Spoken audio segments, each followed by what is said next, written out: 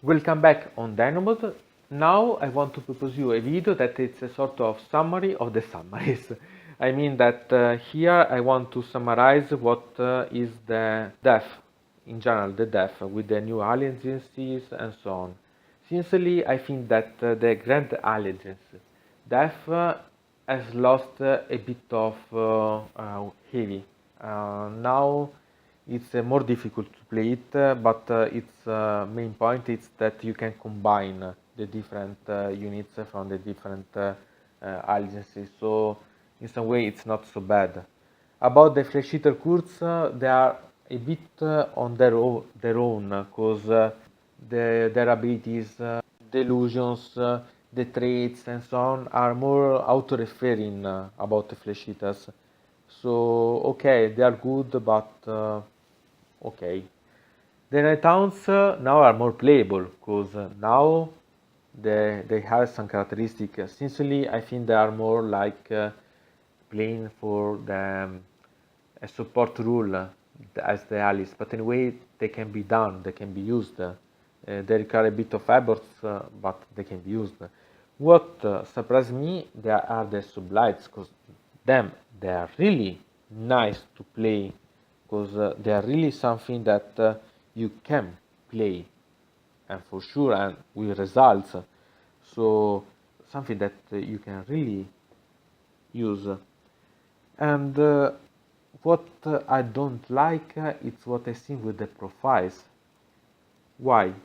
Because yes, you have in some way the ability to have a discount for mass units. So for example, the skeletons from 30, 320 points move to 280 points. So you recover some points that you can use for other things. For example, the Death Lords had a decrease in points for them. But what I didn't like is that all the War Scroll battalions increased in points. It's crazy, because Legion of Death it's almost doubled as points compared to before, and yet was difficult to use. For the Flash Eater course that based the most part of their supporting rules on the War Scroll battalion combining. Now are really crazy as points are much more expensive, so it's difficult to play them. And okay, you have to access to the allegiance abilities, but it's not so good to justify such a thing. Okay, for the flash hitter course you had the decreasing points for the Terrorgeist and the Dragon Zombie, but the Abhorrent Gold King on Zombie Dragon increased in points, so it's not so really good as thing. The Night Hunt has changed as the Avrites can be used as battle line in Night Hunt Agency, but they don't have so many mods to use. The sublights change that the Vargeist can have the battle line in the sublight alliance, so it's nice also this one. But the problem is that they can't ally with almost anything. I think, okay, the Night Walkers can ally almost everything. The Death Lords, almost everything. But for example, Death Rattle and Flesh Eater Curse that can't ally with each other. The Sublights can't ally with themselves with the Flesh Eater Curse too. So it's cutting a lot of ways to play. The same thing apply, for example, to the Night Hounds that can't ally to the Death Walkers, that can't ally to the Flesh Eater Curse and to the Death Rattles. So it's been really a great cut. And then, talking about the compendiums that has been released, we have a critical difference, because starting from, for example, from the Monster Arcana, we find the Morgul that now lose the extra attacks that it can gain. The Malus to the Bravery from the Gas Apparition, it's only -1 and not anymore -2 in some cases. The saving to the Mortal Wounds from 4+ change to the 5+, so it's even less resilient. Even the close combat attacks see the rand from -2 to -1, and also the ability of the warrior of the flesh and souls, even that has been decreased in power. So for the Night Hounds it's not a good thing, because this was one model that was really a mainstream for the Night Hound armies, because it was the one that makes damage in a Night Hound army. So even about it, it's a really crazy thing about thinking about. So, and this is for Night Hounds.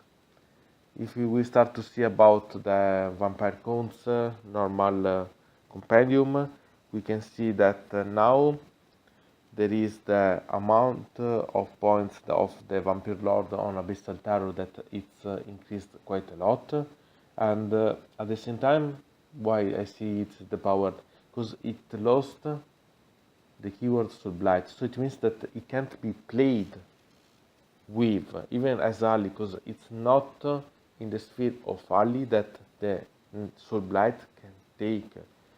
Okay, it would be maybe too much in the case, because we would have had the Blood Knights, for example, that would be able to move 56 inch.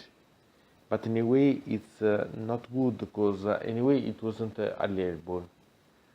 So without these allegiance, now it's playing only in death, and it's even as before, even less, because it's not anymore so powerful. So the amount of points increased, I think that it doesn't be so good to see about it. And we have also the disappearing of a lot of special characters, and it's really also here crazy, because we see, for example, Vlad, Neferata, Krell losing and becoming only normal vampire lords. Okay, there were all the characters and so on, so it's not so bad to losing them, but we didn't have something to substitute them, and seeing this, it's quite terrifying.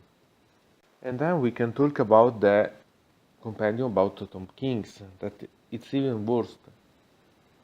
So they lost the keyword defrato, so they can't be anymore taken as part of it, so they are not anymore as taken as allegiance. So without allegiance, they become only taken all by themselves, but anyway under the great alliance death. So okay, they lose quite a lot, because they lost also the possibility to summoning, to healing with the spells. So also here they are more restricted. Their skeleton warriors didn't receive the bonus for the massive units for having 40 skeletons. The worst things, the things in general receive the modification of the principal rules, so now the weapons attacking them make the damage rounded up instead of rounding down. And then we can see also one thing that it's at the same time good and bad. We see also in Tompkins the disappearing of name characters, but what it remains is the thing that they converted at least in the normal units to use. So yes, they lost quite a lot of power from these units, because they have been depowered, but at least they keep some of it, and at the same time they now can take the traits, now they can take the objects, so in some way they can be still used, but in general they suffered a really great blow about playing. So about companion, it's been really a crazy decreasing in power and usable things that we have. And we are not to forget then that we lost a lot of War Scroll battalions, moreover from the Tom Kings, but also other from the normal death. So it's been really like tombing the undeads.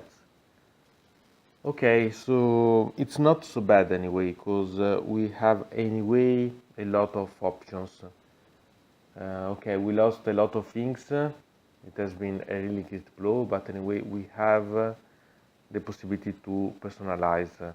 I think that it was the focus of the game workshop to do such a thing, because now with the new agencies, with the new dev, we can call so, we have the possibility anyway to have a lot of personalized armies, characteristic ones, and I think that is the mainstream thing. Anyway, it still remains that we lost a lot of variable, a lot of tactics, really a lot of possibilities, and this is something that I think we didn't deserve, because we apart for the normal Grand Alliances staff volume and the flash hitter course, we don't have anything to rely on. So we haven't so many things as Grand Alliances to use from the start. Anyway, it's so, and I think that the players will be able to adapt, to find the solutions, and to focus, moreover, I repeat, only on characteristics armies, because those, I think, will be the ways to still be competitive and be still able to say ours on the field.